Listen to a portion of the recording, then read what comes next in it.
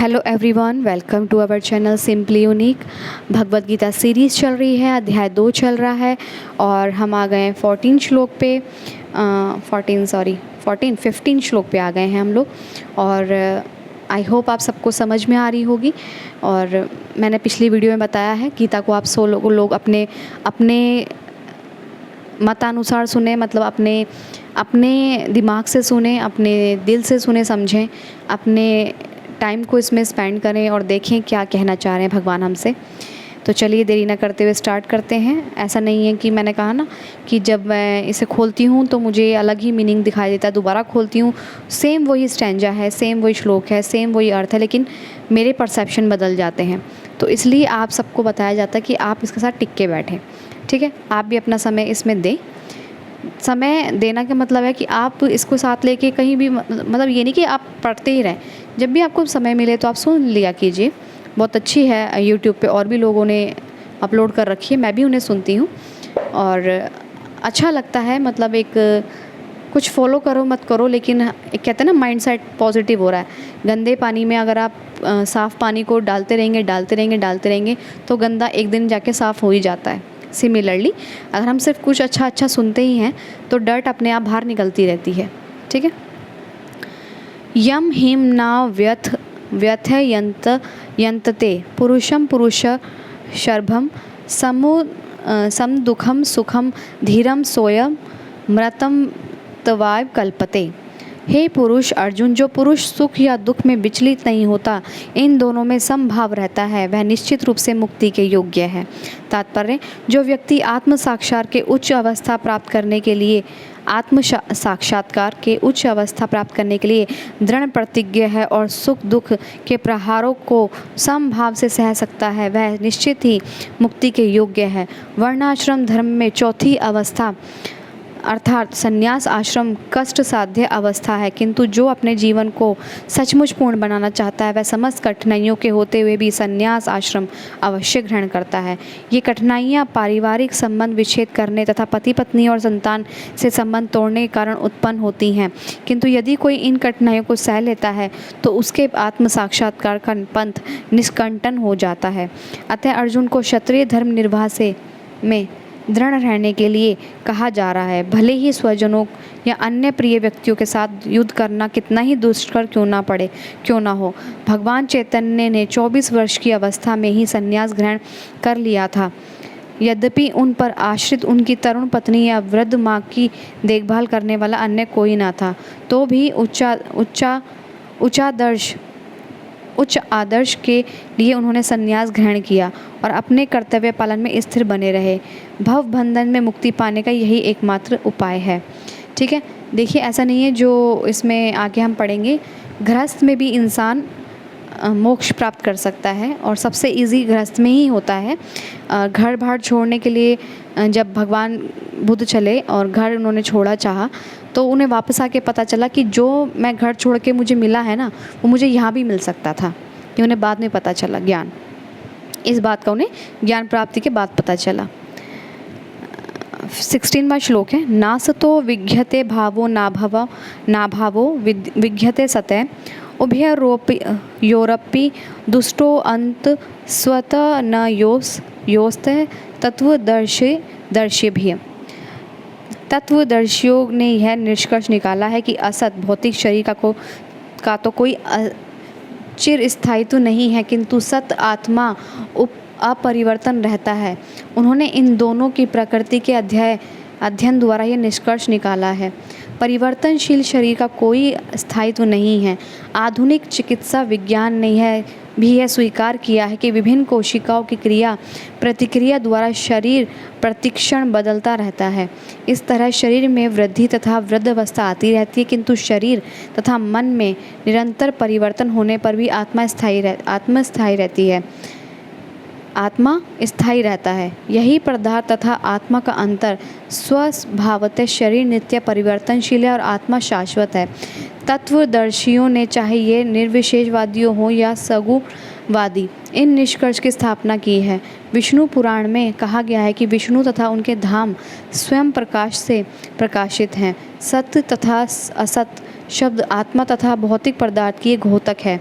के ही घोतक हैं। सभी तत्वदर्शियों की यह स्थापना है।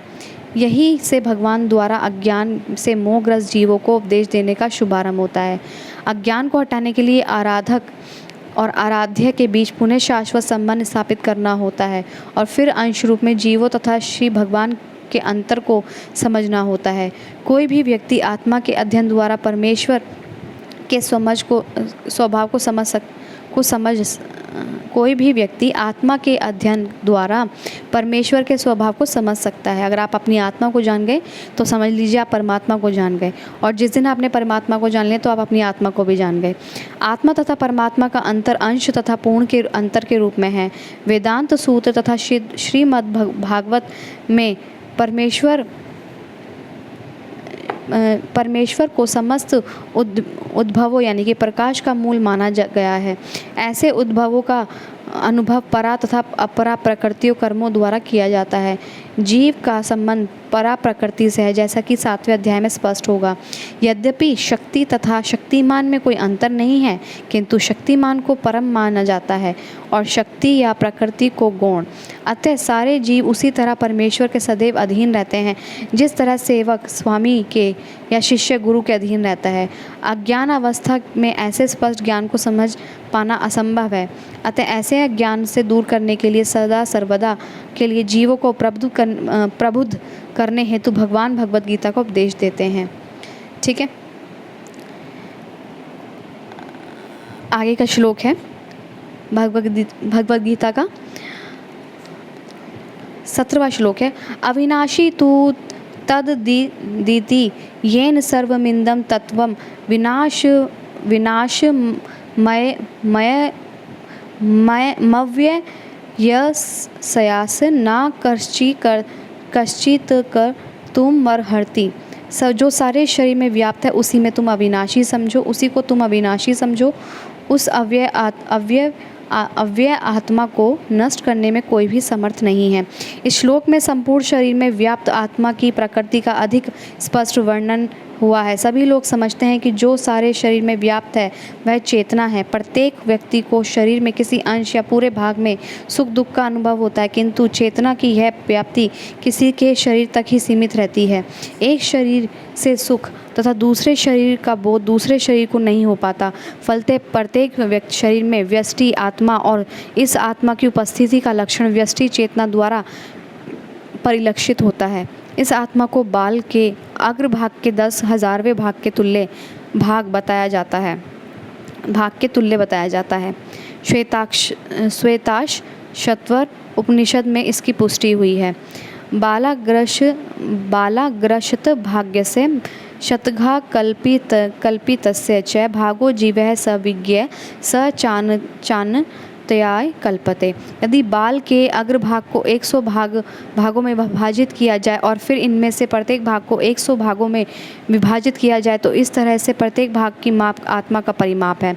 इसी प्रकार यही कथन निम्नलिखित श्लोक में मिलता है। केशाग्र शत भाग्य से शतांश सादृशात्मक जीव सूक्ष्म स्वरूपयम संख्यातीतो ही चित्कर्ण। आत्मा के परमाणु के अनंत कण जो हैं जो माप के बाल के अगले भाग नोक के 10,000 भाग के बराबर हैं।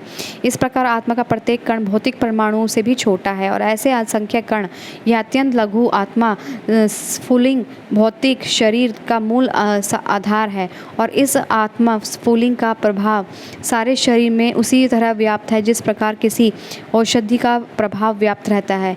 आत्मा की यह धारा विद्युत धारा है, सारे शरीर में चेतना के रूप में अनुभव की जाती है और यही आत्मा के अस्तित्व का प्रमाण है। सामान्य से सामान्य व्यक्ति भी समझ सकता है कि यह भौतिक शरीर चेतना रहित होने पर मृतक हो जाता है। शरीर में इस चेतना की किसी भी भौतिक उपचार से में वापस नहीं लाया जा सकता। अतः यह चेतना भौतिक संयोग से फलस्वरूप नहीं है, अपितु आत्मा के कारण मुंडक उपनिषद में कहा गया सूक्ष्म आत्मा की ओर अधिक विवेचना हुई है।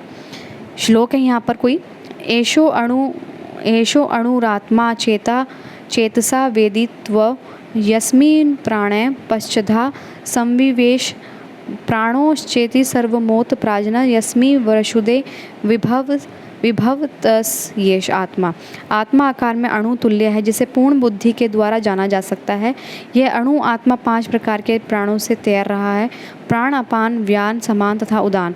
यह हृदय के भीतर स्थित है और देहधारी जीव, आपको पता है हमारी आत्मा हृदय में स्थित है, जीव के पूरे शरीर में उनके प्रभाव का विस्तार करता है।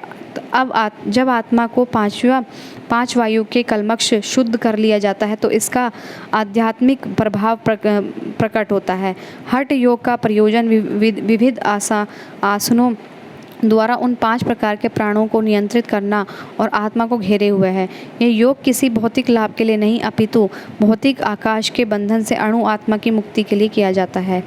इस प्रकार अणु आत्मा के सारे वैदिक साहित्य ने स्वीकारा है कि प्रत्येक बुद्धिमान व्यक्ति अपने व्यवहारिक अनुभव से इसका प्रत्यक्ष अनुभव करता है। केवल मूर्ख व्यक्ति ही इस अणु आत्मा को सर्वव्यापी विष्णु तत्व के रूप में सोच सकता है।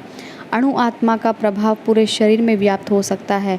मुंडक उपनिषद के अनुसार यह अणु आत्मा प्रत्येक जीव के हृदय में स्थित है, और चूंकि भौतिक विज्ञानी इस अणु आत्मा को माप सकने में असमर्थ हैं, अतः उनमें से कुछ ये अनुभव करते हैं कि आत्मा है ही नहीं, व्यष्टि आत्मा तो निसंदेह परमात्मा के साथ साथ हृदय में है, और इसलिए शारीरिक गतियों की सारी शक्ति शरीर के इसी भाग में अद्भुत है।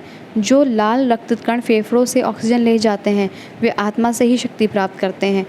अतः जब आत्मा इस स्थान से निकल जाता है तो रक्तोत्पादन संलयन यानी कि फ्यूजन बंद हो जाता है।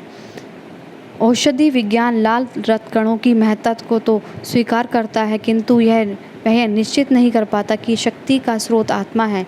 जो भी हो, औषधि विज्ञान यह स्वीकार करता है कि शरीर की सारी शक्ति का उद्गम स्थल हृदय है। पूर्ण आत्मा के ऐसे अणु कणों की तुलना सूर्य प्रकाश के कणों से ही की जाती है। इस सूर्य प्रकाश में असंख्य तेजों में अणु होते हैं। इसी प्रकार परमेश्वर के अंश उनकी किरणों के परमाणु स्फुलिंग है और प्रभा या परा शक्ति कहलाते हैं। अतः चाहे कोई वैदिक ज्ञान का अनुगामी हो और आधुनिक विज्ञान का यह शरीर में आत्मा के अस्तित्व को नकार नहीं सकता। भगवान ने स्वयं भगवद गीता में आत्मा के इस विज्ञान का विशद वर्णन किया है। देखिए, आप आत्मा के अस्तित्व को कोई भी नकार नहीं सकता। जो कहते हैं ना कि हमारा जो साइंस और बहुत हद तक कुछ और भी कहती है, और इसमें जो कहा गया है, देखिए बहुत मतलब डीप लेवल की बातें हैं। आप अपने शरीर में जो हमारे, आप कहते हैं ना कि हम सोच रहे हैं, आप कहाँ सोच रहे हैं, आपको देखिए क्या पता चल रहा है कि आप क्या सोचते हैं, कहाँ से आ रही है वो सोच, आपने कभी सोचा है? नहीं। आपकी पूरी बॉडी का जो कहते हैं ना कि सबकॉन्शियस माइंड कर रहा है, हमारी पूरी बॉडी को सांस पंप कर ब्लड को चला रहा है, हार्ट पंप ब्लड को सर्कुलेट करके ला रहा है पंप करते हुए, ठीक है, हम सांस ले रहे हैं, हमारे ऑर्गन सब अच्छे हैं, ये सबकॉन्शियस माइंड कर रहा है। लेकिन आपको पता है कि ये सबकॉन्शियस माइंड भी किसने बनाया? ये हमारे शरीर की रचना किसने करी? हम कैसे जन्मे, कैसे ये पृथ्वी बनी, कैसे, कौन इस पृथ्वी को ऑर्बिट पे घुमा रहा है, कौन हमें कौन किसने बताया कि फूड उगाना चाहिए, किसने बताया कि आपको ऐसा करना चाहिए, वैसे करना चाहिए, मतलब किसने इसको नदी को बताया कि आपको ऐसे लहरते हुए आना चाहिए? नहीं पता ना। तो ऐसा तो आप कह ही नहीं सकते कि भगवान है ही नहीं। ऐसी तरह सभी जीवों में वो शक्ति है, वो पावर है, वो ऊर्जा है, उसे आप महसूस कर सकते हैं। वर्ड्स में आप नहीं बता सकते, मैं भी नहीं बता सकती। गीता में यही लिखा है कि आप उसे नकार नहीं सकते उस शक्ति को। तो चलिए, I hope you all are like it. Thank you so much.